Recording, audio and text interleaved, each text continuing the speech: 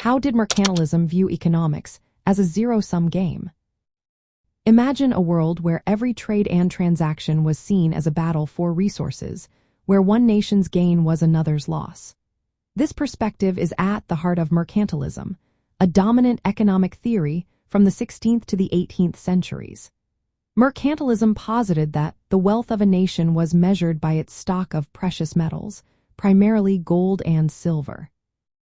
Consequently, nations believed that economic success depended on accumulating these resources, often through a favorable balance of trade.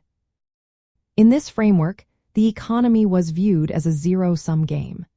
This means that for one country to increase its wealth, another country would have to lose an equivalent amount.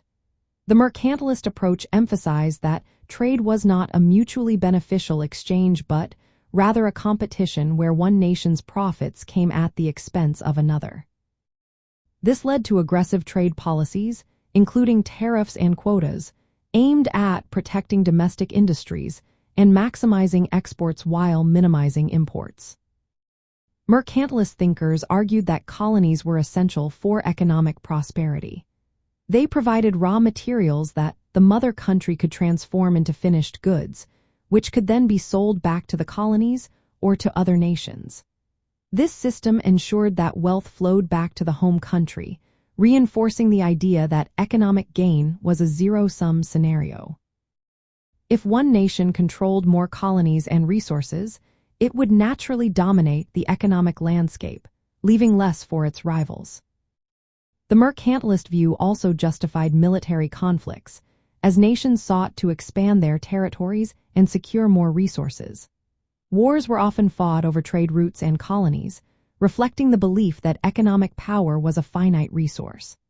This mindset contributed to fierce competition among European powers, leading to a series of conflicts that shaped global trade dynamics.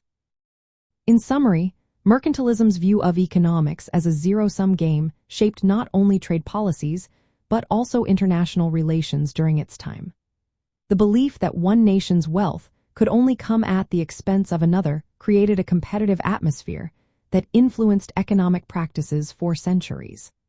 Understanding this perspective offers valuable context for the evolution of economic thought and the development of modern trade theories.